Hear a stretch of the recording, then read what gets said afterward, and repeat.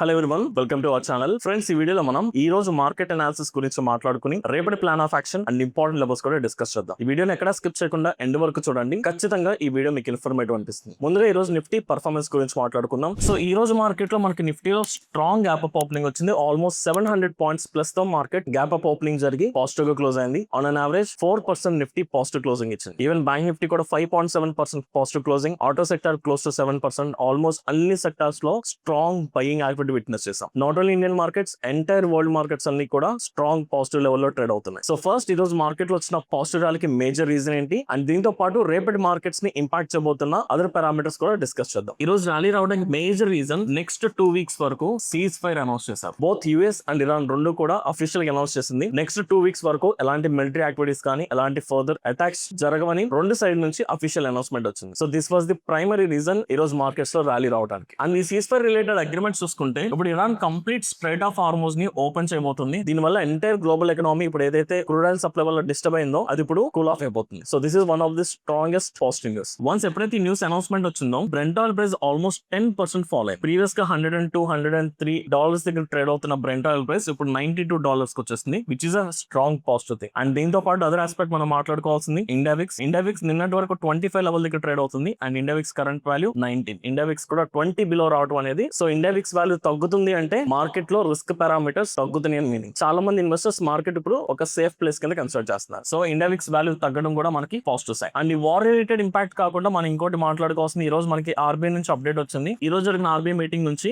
Repo rates complete గా unchanged. So repo rates increase చేయట్లేదు, అలాగే డిక్రీజ్ చేయట్లేదు, న్యూట్రల్ గా ఉన్నాయి. So this was expected. So repo rates unchanged అనేది నెగిటివ్ న్యూస్ అయితే కాదు, మనం దీన్ని పాజిటివ్ కింద కన్సిడర్ చేసుకోవచ్చు. బికాస్ లాస్ట్ 2-3 మంత్స్ నుంచి ఇన్ఫ్లేషన్ ఇంక్రీజ్ అయినప్పటికీ ఇంట్రెస్ట్ రేట్స్ ని ఇంక్రీజ్ చేయట్లేదు. That slightly good positive thing. దాంతో పాటు ఆర్బీఐ బ్యాంకింగ్ సెక్టర్ లోకి లిక్విడిటీ బూస్ట్ అప్ చేయడానికి కూడా ట్రై చేస్తుంది. అది కూడా బ్యాంకింగ్ సెక్టర్ కి పాజిటివ్ న్యూస్ అవుతుంది. లిక్విడిటీ బూస్ట్ అప్ అంటే సింపుల్ గా చెప్పాలంటే అడిషనల్ మనీని బ్యాంక్స్ కి ప్రొవైడ్ చేస్తుంది. సో దీని వల్ల మనీ ఎక్కువగా సర్క్యులేట్ అవుతుంది బ్యాంక్స్ కి. చాలా చాలా పాజిటివ్ న్యూస్. సో ఓవరాల్ గా చూసుకుంటే లాస్ట్ 6 వీక్స్ నుంచి మార్కెట్ ఫాలో అవడానికి ఏ రీజన్స్ అయితే ఉన్నాయో ఇప్పుడు ఆ రీజన్స్ అన్ని కూడా కూల్ ఆఫ్ అవుతున్నాయి. So this was the primary reason ఈ రోజు మార్కెట్ లో స్ట్రాంగ్ పాజిటివ్ ర్యాలీ విట్నెస్ చేసాం. ఇప్పుడు దీన్ని బేస్ చేసుకుని రేపటి మార్కెట్స్ లో ఎలా ప్లాన్ ఆఫ్ యాక్షన్ రెడీ చేసుకోవాలో డిస్కస్ చేద్దాం. సో ఫస్ట్ నిఫ్టీని ఒకసారి డైలీ టైం ఫ్రేమ్ లో అనలైజ్ చేయడానికి ట్రై చేద్దాం. ఫర్గెట్ అబౌట్ న్యూస్, కాసేపు న్యూస్ ని పక్కన పెట్టేసి టెక్నికల్ గా అనలైజ్ చేసుకుందాం. ఇఫ్ యూ కెన్ సీ మనకి రీసెంట్ గా ఆల్మోస్ట్ 1 year బ్యాక్ మార్కెట్స్ ఏ స్వింగ్ లో దగ్గర నుంచి అయితే స్ట్రాంగ్ గా బౌన్స్ అయ్యి ఇంక్రీజ్ అయినాయో ఇప్పుడు వార్ ఇంపాక్ట్ వల్ల మార్కెట్స్ అదే లెవెల్ దగ్గరకు వచ్చినాయి. అండ్ లాస్ట్ 4 days నుంచి మార్కెట్ కంటిన్యూ గా అప్ సైడ్ ర్యాలీలోకి వెళ్ళింది. So considering this is the strongest support level somewhere close to 22,000 దగ్గర మనకి స్ట్రాంగెస్ట్ స్వింగ్ లో ఉంది. అది మనకి స్ట్రాంగ్ సపోర్ట్. మార్కెట్ ఇక్కడ నుంచి సపోర్ట్ తీసుకుని బౌన్స్ బ్యాక్ అవుతుంది. బట్ ఇక్కడ మనం ఇంట్రాడేకి ఎక్కువగా మాట్లాడుకుంటున్నాం కాబట్టి ఇక్కడ అబ్జర్వ్ చేయాల్సిన ఒక ఇంపార్టెంట్ ఆస్పెక్ట్ ఏంటంటే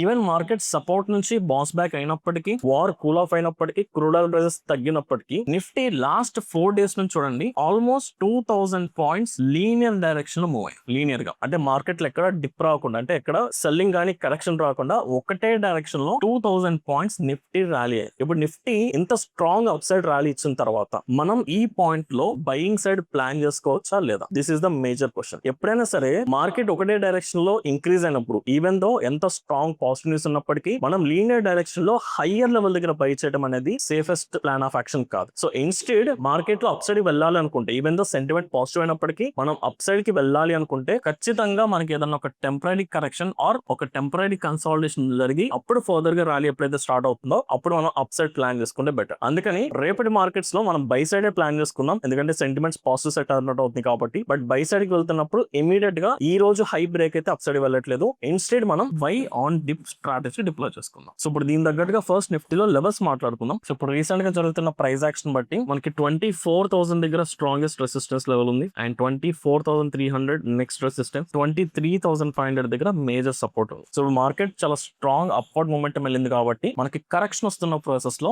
సపోర్ట్స్ దగ్గర బై చేసుకోవడానికి ట్రై చేద్దాం. ఇక్కడ మనకి ఇమీడియట్ గా అవైలబుల్ ఉన్న సపోర్ట్ 23,500 కాబట్టి రేపటి మార్కెట్ లో కానీ లేదా ఫర్దర్ డేస్ మార్కెట్ లో కరెక్షన్ అనేది రేపే జరగాలని లేదు. ఎందుకంటే ఈ రోజు ఒక స్ట్రాంగ్ గ్యాప్ అప్ వచ్చింది కాబట్టి డెఫినెట్లీ మార్కెట్స్ ఈ గ్యాప్ ఫిల్ చేసి ఫర్దర్ గా అప్ సైడ్ వెళ్తే స్ట్రెంత్ ఎక్కువ ఉంటుంది. ఎప్పుడు కూడా ప్రైజెస్ లో ఇంబాలెన్స్ ఉండకూడదు. ఇంబాలెన్స్ అంటే ఇప్పుడు లాస్ట్ ట్రేడింగ్ సెషన్ చూసుకుంటే మార్కెట్ ఇక్కడ వరకు కంటిన్యూగా ర్యాలీ వచ్చింది. బట్ ఈ రోజు సడన్ గా మార్కెట్ ఇక్కడ ఓపెన్ అయింది. ఈ ఎంటైర్ జోన్ లో ప్రైస్ ట్రేడింగ్ జరగలేదు. బయర్స్ కానీ సెల్లర్స్ కానీ ఎవరు పార్టిసిపేట్ చేయలేదు. ఎక్కడైతే ట్రేడింగ్ జరగలేదో ఈ జోన్ ని మనం ఇంబాలెన్స్ అంటాం. సో ప్రైస్ ఎప్పుడు కూడా, ప్రైస్ నేచర్ ఎప్పుడు ఎలా ఉంటుందంటే ఇంబాలెన్స్ రీజన్ ని ఫిల్ చేయడానికి ట్రై చేస్తుంది. సో ఇంబాలెన్స్ ఏదైతే క్రియేట్ అయిందో ఆ జోన్ లోకి వచ్చి ఇంబాలెన్స్ ని క్రియేట్ చేసి ఫర్దర్ గా దాని ట్రెండ్ ట్రెండ్ కంటిన్యూ చేస్తుంది. సో టెక్నికల్ గా చూసుకున్నా లాస్ట్ 4 days నుంచి 2000 points strong rally and more over ఈ రోజు ఒక స్ట్రాంగ్ గ్యాప్ అప్ తో ఇంబ్యాలెన్స్ క్రియేట్ అయింది కాబట్టి మనకి కరెక్షన్ రావడం అనేది హెల్దీ సిగ్నేచర్. సో కరెక్షన్ వచ్చేంత వరకు వెయిట్ చేసి అప్పుడు అప్ సైడ్ ట్రేడ్ తీసుకుంటే బెటర్ అనేది నా పర్సనల్ ఒపీనియన్. సో అందుకని రేపటి మార్కెట్స్ లో నేను complete by on dip strategy follow అవుతున్నాను. సో దానికి సపోర్ట్ వచ్చేసరికి 23,500 దగ్గర మనకి మేజర్ సపోర్ట్స్ ఉన్నాయి. దీంతో పాటు 23,800 దగ్గర కూడా ఒక టెంపరీ సపోర్ట్ ఉంది. సో రేపటి మార్కెట్స్ కరెక్షన్ వచ్చినప్పుడు ఈవెన్ ఇక్కడ నుంచి బౌన్స్ బ్యాక్ అయినా మనం అప్ సైడ్ ప్లాన్ చేసుకోవచ్చు. ఆర్ఎస్ 23,500 వరకు కరెక్షన్ వచ్చి పైకి వెళ్ళినా అప్ సైడ్ ప్లాన్ చేసుకోవచ్చు. కానీ 23,800 కి వచ్చి అప్ సైడ్ వెళ్తున్నప్పుడు మనం ఈ జోన్ లో ట్రేడ్ చేయడానికి ప్రాపర్ స్పేస్ లేదు. ఎందుకంటే ఇక్కడ నుంచి మార్కెట్ ర్యాలీ కన్ఫర్మేషన్ వచ్చిన తర్వాత మళ్ళీ ఇమీడియట్ గా ఒక రెసిస్టెన్స్ లెవెల్. అందుకని 23,800 నుంచి అప్ సైడ్ వెళ్తున్నప్పుడు నేను పర్సనల్ ఇగ్నోర్ చేస్తాను. ఎందుకంటే ఇమీడియట్ గా ఒక రెసిస్టెన్స్ ఉన్నప్పుడు any point of time selling జరిగి ఫర్దర్ నెక్స్ట్ సపోర్ట్ వరకు ప్రైస్ ఫాలో అవ్వచ్చు. అందుకని 23,800 ఇగ్నోర్ చేసుకుని 23,500 ని బెస్ట్ బయింగ్ జోన్ కింద కన్సిడర్ చేసుకుంటున్నాను. సింపుల్ గా చెప్పాలంటే